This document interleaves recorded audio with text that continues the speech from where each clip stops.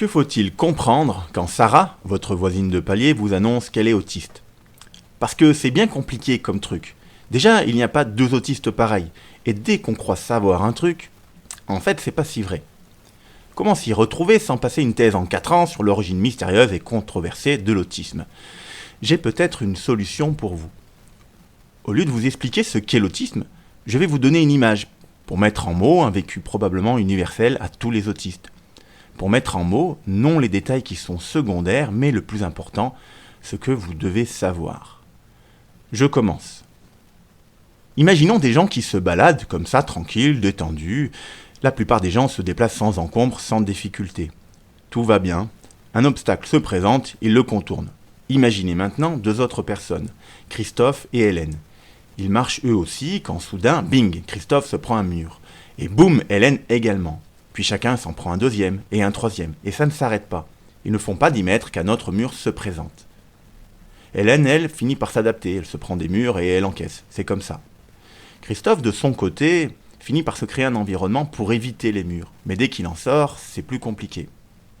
Mais vient maintenant la question, c'est quoi ces murs? Cela peut être des sensibilités particulières.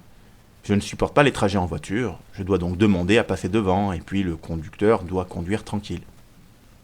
Ou alors il faut que je prenne sur moi, je peux mettre 30 minutes à m'en remettre. Un mur. Pour un autre, ce sera supporter le voisin qui fait clic-clac avec son stylo, ou alors l'odeur de la cigarette quand il fume à la fenêtre. Encore un mur. Et pour chaque autiste, sa liste de murs. Hélène ne supporte pas le bruit, elle est mal à l'aise pour faire la conversation, et elle est phobique du téléphone. Ça fait un paquet de murs possibles en fin de journée. Christophe oublie parfois de regarder dans les yeux. Il ne voit pas quand on se moque de lui et se passionne du bruit des billes. Encore un paquet de murs possibles. Et bien entendu, ils en ont d'autres. Ce qui unit Hélène et Christophe, ce ne sont pas leurs particularités.